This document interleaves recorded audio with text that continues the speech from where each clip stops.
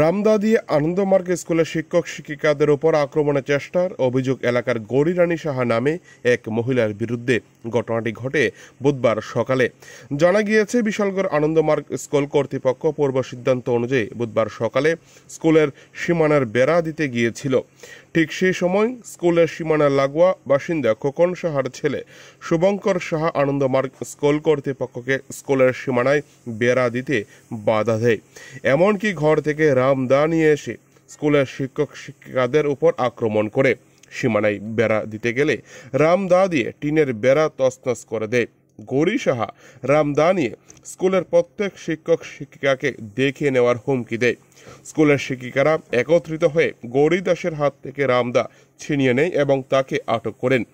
এই ঘটনাকে ঘিরে আনন্দমার্গ স্কুলের এলাকায় তীব্র উত্তেজনা ছড়িয়ে পড়ে। গৌরী সাহা নামের বিশালগড় থানায় অভিযোগ দায়ের করেন আনন্দমার্গ স্কুল কর্তৃপক্ষ।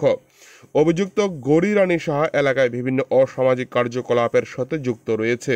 স্কুল কর্তৃপক্ষ বিভিন্ন সময়ে মহিলার এই অসামাজিক কার্যকলাপে বাধা দেন। তারই পরিপ্রেক্ষিতে পূর্ব পরিকল্পিতভাবে এই মহিলা বুধবার সকালে স্কুল কর্তৃপক্ষের সাথে বিভিন্নভাবে ঝামেলা তৈরি করেন। পাশাপাশি সংবাদ মাধ্যমের দ্বারস্থ হয়ে বিস্তারিত জানান স্কুলের চেয়ারম্যান ননী গোপাল দেবনাথ। আজকে সকালবেলা আমাদের পার্শ্ববর্তী যে গৌরী রানী সাহা, উনি ওনার স্বামী এবং ওনার সন্তান নিয়ে, ওনার ছেলে নিয়ে আজকে সকালের দিকে রামদাও নিয়ে আমাদের স্কুলের বাউন্ডারি এসে কোপাতে শুরু করে।